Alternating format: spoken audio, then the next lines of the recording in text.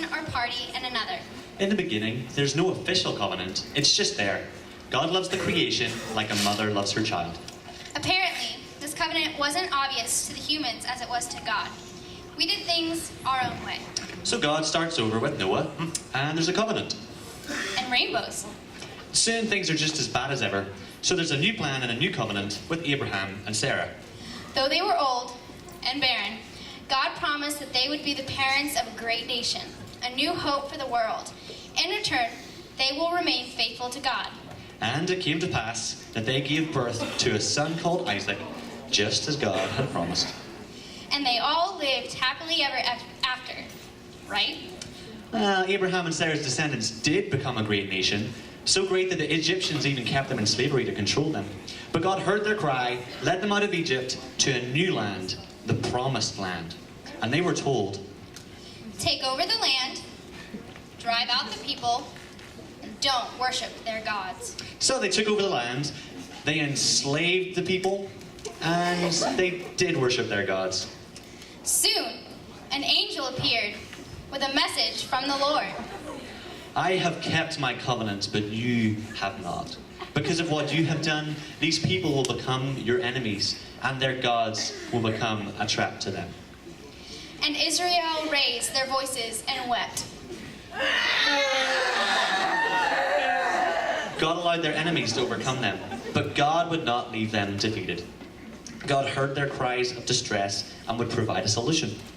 The solution were people called judges. They weren't like our judges. They were more like inspirational leaders who would bring the people out of their sin and back to God. There's a whole book about them in the Bible. The first judge is Othniel. He was filled with the Spirit of God, defeated Israel's enemies, and brought peace to the land. Until Othniel died. And the Israelites did evil in the eyes of the Lord, worshiping the gods of their neighbors. So the Lord allowed them to be taken over by King Eglon and the Mennonites. So the Lord sent Ehud. Ehud was left-handed, which turned out to be pretty handy for hiding his sword. Now King Eglon was pretty large. Ehud snuck up on the king and plunged his sword deep into the king's belly. The sword sunk so deep that it disappeared into the fat. Oh yeah, and the king was also on the toilet. Kind of gross. Ehud restored peace to the land. Until Ehud died. And the Israelites did evil in the eyes of the Lord, worshiping gods of their neighbors. So the Lord allowed them to be taken over. God heard the cry of the Israelites and sent Deborah, a woman. Deborah's friend, Jael, also a woman, killed the commander of the army by plunging a tent peg through his face. You don't want to mess with those girls. Deborah restored peace to the land. Until Deborah died. And the Israelites did evil in the eyes of the Lord, worshiping the gods of their neighbors. So the Lord allowed them to be taken over. But God heard the cry of the Israelites and sent Gideon. Gideon was hiding when an angel of the Lord turned up and told him he was going to be a mighty warrior. But he turned out to be just that, restoring peace to the land. Until he died. And again, the Israelites did evil in the eyes of the Lord, worshipping the gods of their neighbors. Then there was Samson. You've probably heard of him, right? The guy with all the hair.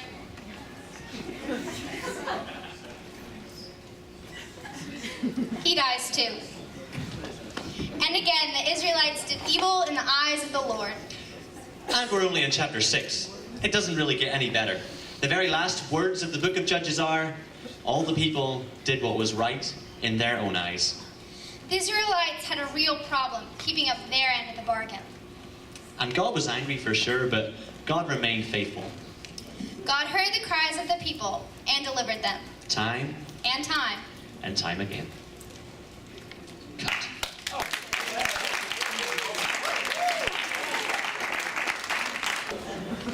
Awesome. Thanks, skit people. I appreciate that. Neil put together that skit this week, and I really appreciate it. Because that skit does a great job of kind of telling... Hello? The skit does a great job of kind of sharing the story of where we are so far. So we're in week 3 of covenant, right? And a covenant is a promise. We've established that. Everyone remembers a covenant is a promise, right? Good. So remember that a covenant is a promise, and we saw, I'm going to kind of do my own little recap here. We saw in the beginning there was a flood, right? And so we saw that flood, then God gave us a rainbow, said I'll never do it again. Then after that there was an old guy named Abraham, couldn't have any kids. But then God said, hey, I'm going to make you have a kid. And then from those kids there was a ton more kids that happened. And after those kids, then there was the nation of Israel came out of those kids, right? You know, tracking, following? Yes. Okay, but then that nation of Israel was enslaved in Egypt, and so they were slaves. But then Moses came along. Moses freed them from slavery. They wandered in the desert for 40 years. Then this guy came along, Joshua. That's what Joshua looks like. Come on. I don't understand why you didn't just identify him. Joshua comes along because Moses dies. Joshua leads them into the promised land. Exactly. That's pretty much the Bible. I'm done.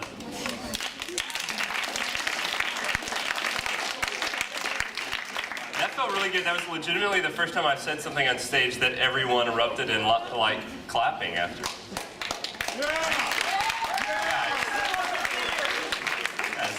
I'm gonna blush. So that is where we are at in the Bible. That is legitimately where we are right now as we approach Judges. So the book right before Judges, anybody know? Someone said it. Oh, it's an adult again. What? Anyone? Joshua. Awesome. So Joshua is right before Judges, and Joshua, that makes sense because Joshua is the person that took over for Moses, right? Joshua took over from Moses, and so Joshua actually leads them into the promised land, and they spend time in the promised land with Joshua. Okay, so Joshua, at the very end of his book, in the very end of his life, so we're talking like right before Judges starts, Joshua challenges the people, because where they are is in the promised land, but they are there with all of these other people, right? All the other inhabitants who previously inhabited this land. And so Joshua is in communication with God, and they know that they need to challenge the people because there's going to be a big challenge living in this land because the other people are not Israelites. They do not worship God. They worship all sorts of other things. And so we have this challenge here in Joshua chapter 14. Now fear the Lord and serve him with all faithfulness. Throw away the gods of your ancestors, worship beyond the Euphrates River and in Egypt, and serve the Lord. But if serving the Lord seems undesirable to you, then choose for yourselves this day whom you will serve, whether the gods of your ancestors served beyond the Euphrates, or the gods of the Amorites, in whose lands you are living. But as for me and my house, we will serve the Lord. So Joshua is saying, either right now confess that you will serve the God, our God, and only God, as I choose to do, or you choose right now that you're going to go with somebody else. And so the people's response, the Israelites' response is, then the people answered, far be it from us to forsake the Lord to serve other gods. It was the Lord our God himself who brought us and our parents up out of Egypt from the land of slavery and performed those great signs before our eyes. He protected us in our entire journey and among all the nations through which we traveled. And the Lord drove out before us all the nations, including the Amorites who lived in the land. We too will serve the Lord because he is our God. At this point, Joshua's like, awesome. Like Joshua says, you gotta make a choice right here. That's pretty much what he's saying. You gotta make a stand, you gotta make a choice. It's either God or all the other whatevers. And the people respond with, okay, we'll serve God. And Joshua is probably responding in some sort of way like, wow, that was pretty easy. I can't believe they just did it. And so they're excited and they have this promise. Yes, Joshua, we're just going to serve God. And it's funny because they recap all of these things, right? They say like, yeah, we're going to serve the God who we remember took our parents out of slavery and who followed us and provided for us while we were wandering through the desert.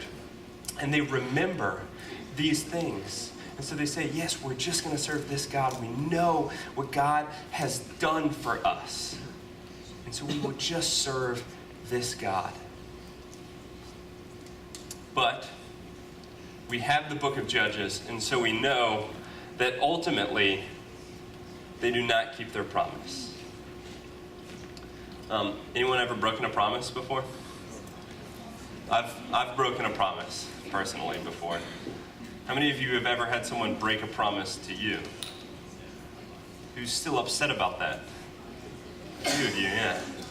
All right, so this video honestly was only intended for the 7th through 9th graders, but I, being pretty much still a junior high boy, think it's too funny not to share. So a few weeks ago when I spoke, I got way off topic somehow, imagine, and I started talking about promising Neil something, and so we found that clip, and we want to use this as an example of breaking a promise. A covenant is a promise to one person or a multitude of people that you will do something, that you will uphold certain things. So when I tell Neil, I promise on Tuesday I will stop walking into your office and farting first thing when I get here.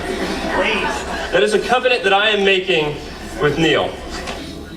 Hey, I was thinking about chili burrito for lunch. What do you think?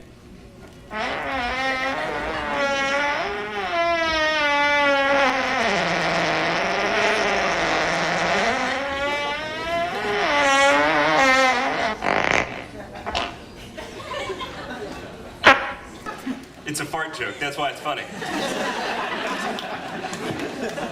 This is like, I'm so pleased that like thinking of things like that actually makes me better at my job. Like, how incredibly blessed am I that was my job this week, that I literally got up and ran into David's office with this idea. I was like, David, this is gonna be awesome. And then we did it. All right, so I've broken a promise. All of us can relate to this because we all break promises. And tonight I want us to think a little bit about how we break promises and what drives us to do that. Because I think we all know by knowing what pinky promises are that there's some promises that are slightly more serious than others. And tonight I want us to think a little bit about how serious our promise to worship God is. So in Judges,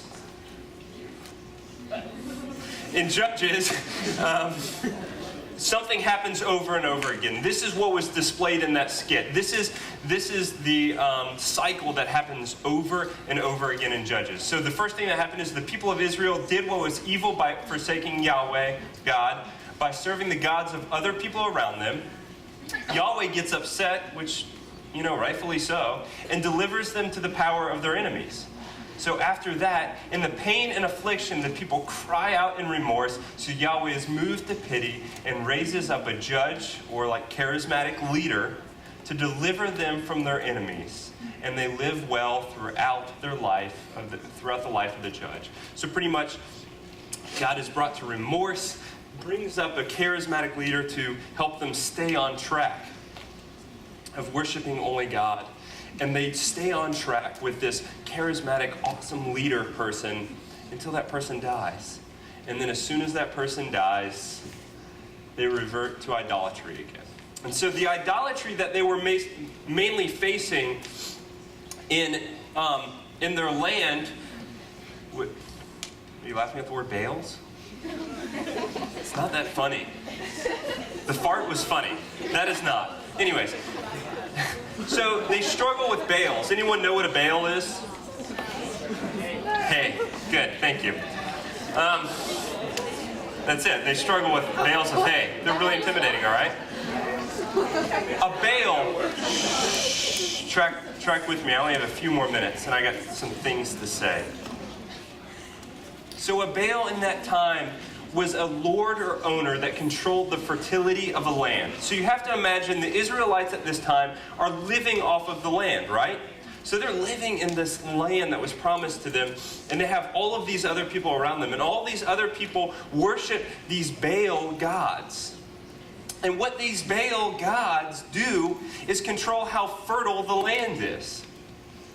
Now, if you are a farmer in your livelihood, your eating, your surviving depends on how much crop you grow and produce, are you not going to be a little bit worried about how fertile the land is?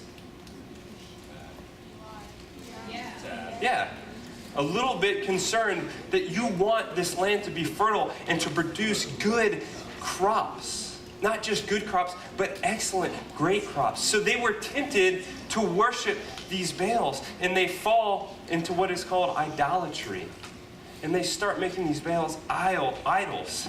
And they start following them, and before they know it, they start worshiping these Baals more than they are worshiping the God that brought their ancestors out of slavery, helped them walk through Egypt for the desert for 40 years, who gave them this promised land, who provided all sorts of things for them, and all of a sudden they are worshiping them more than anything else. So commentary that I read this week to study on Judges said that the number one problem, the root of the problem for the Israelites was not the physical struggles that they went into, the wars that they went into, but it was inner struggles. It was an internal, moral, and spiritual degeneration. Internal degeneration. So they had these internal struggles that were going on. The internal struggles where I want to have giant crops, right? I want to have a multitude of crops. I want great wealth. I want great power. I want a multitude of things that help me survive better in this culture. Now tell me, does that not sound familiar to our lives? I want a multitude of things. I want wealth. I want power so that I can survive in this culture. To me, that sounds exactly like our culture today. The problem for the Israelites was on the inside. It wasn't the outside. It wasn't the wars. It wasn't the struggles. It wasn't those things. It was internal. It was where their heart was. Their heart was fitting into the culture and the society that was around them. So tonight, I want us to think about our struggle on this. And I want us to focus on the phrase, from the inside out. Because I have to tell you, as a human that works in this world, even though I work in a church, I struggle with the idea of power and wealth and popularity and how people perceive me. And a lot of times when I get up in the morning, I worry about power and wealth and who's going to pay my bills and how I'm going to put food on the table and what people are going to think when I walk in wearing jeans that are like ripped up and stuff, before I think about worshiping my God. And that is idolatry. That is exactly what was happening in Judges. Every day, you can't tell me that you don't get up in the morning and one of the first things that you worry about is like, what am I going to wear today? How many of you pick out your outfits before you go to bed? Be honest. Well, there's way more than I thought. You think about it. You think about what's going on, and you think about those things. Why? Because you want to make sure that your outfit looks good the next morning. And I mean, I'm not going to lie. Like I said, when I want to provide for my wife in a way, like I don't want Carlisle walking in somewhere with a dress on that they're like, well, that thing's clearly like 7 years old. I want to provide a way for her that she has great and wonderful things. But sometimes that becomes what I worship before anything else. So,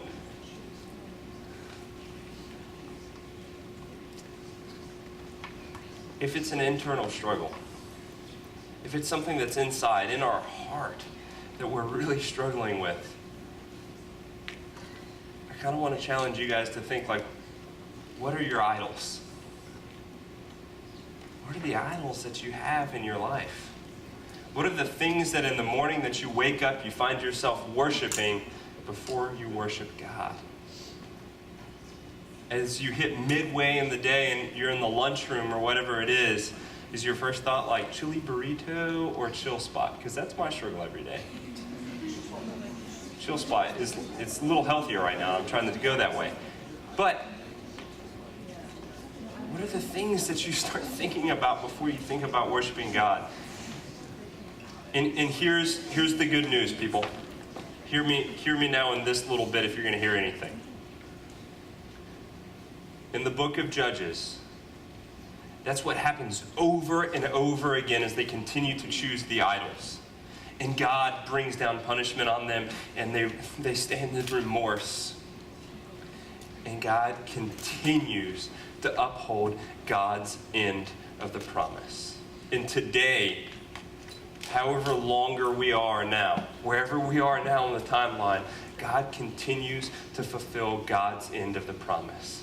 When I wake up in the morning and I worship everything but God that day, and I wait until the end of the day, I say, God, I'm just now praying to you and saying thanks. God still upholds his end of the bargain and says, Adam, I'm still here. I'm still providing. This week, may you carry that with you. That even though in moments you may have this all mixed up, that still God upholds God's end of the bargain. So the band's going to come up and play for us, even though they're tuning. They're going to come up and play for us, and we're going to enter into a time of worship. And I really encourage y'all to take this time to sincerely worship God.